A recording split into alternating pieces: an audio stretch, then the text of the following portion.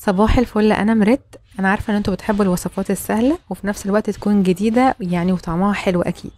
فلو عندكم بقى لفه جلاش نص كيلو، هنعمل بيها وصفه حلوه قوي، هتكون حلوه وفي نفس الوقت مش هتقعدوا بقى تحطوا ورقه ورقه وتدهنوها والكلام ده خالص.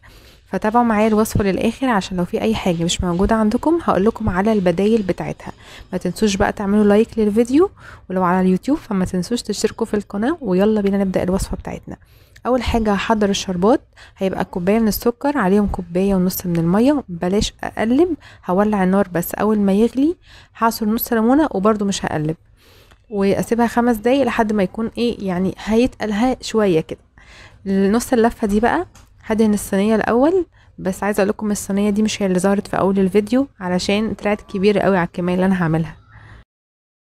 نيجي بقى للجلاش نفسه. همسك الورقه وابتدي ان انا اتنيها بالشكل ده. انا عاملاها هنا بشويش معاكم بس عشان تشوفوا الطريقه، لكن هي مش هتاخد وقت منكم. تفضلوا تعملوها كده، تتنوها يعني ترفعوا الورقه شويه وتتنوا، ترفعوا شويه وتتنوا، يعني تكشكشوا الورقه كده شويه. وبعد ما تخلصوا الورقه دي ترصوها في الصينيه. تمام.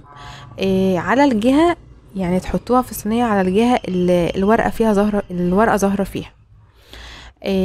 بس كده. هي ورقة ديت هعملها معاكم اهي، والتانية هعملها بسرعة كده علشان تشوفوا الطريقة عاملة ازاي. انا بالنسبة لي الصينية اللي انا استعملتها في اول الفيديو دي كانت كبيرة على الكمية دي، فانا ما كانش عندي بديل غير صينية مستطيلة. فهقول لكم قدام انا هعملها زي في صينية مستطيلة مع ان الورقة اصلا طويلة.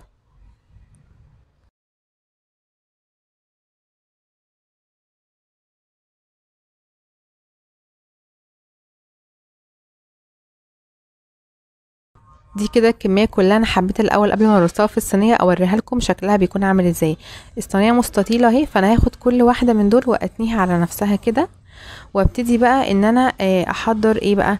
افتح شويه كده الجلاش ده واجيب حوالي ربع كوبايه زيت بسمنه كده، ابتدي ان انا اكبها كده ويعني وبالفرشه يعني اعمل الورق كويس كده برضو من جوه، يعني احاول ان انا اغطيهم كلهم بالسمنه والزيت.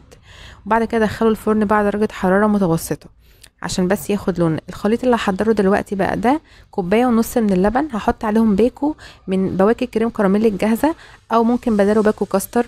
ممكن بداله نحط على كوبايه ونص ديت معلقه نشا وحبه فانيليا ونقلب، يعني براحتكم. دلوقتي انا طلعتها من الفرن، هبتدي بقى اضيف الخليط ده تاني. هي حلاوتها بقى ان احنا عشان حاطين كريم كراميل فيبقى طعمها بطعم الكريم كراميل.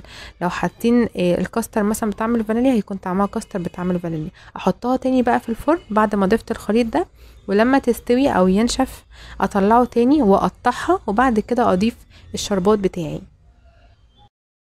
دلوقتي بقى هرش شوية من السوداني جوز الهند، وده الباكو بتاع الصوص الكراميل اللي كان جاي مع الباكو كريم كراميل، حطيته كده من فوق عشان برضو يدي طعم حلو. وبس كده تبقى جاهزة معاكم. بصوا حطوها بقى في التلاجة وكلوها ساقعة، بتبقى جميلة جدا وطرية كده وحلوة، وتغيير غير الجلاش الحلو اللي احنا بنعمله المحشي العادي ده. جربوا الوصفة دي، مستنية تبعتولي تطبيقاتكم على صفحة الفيس.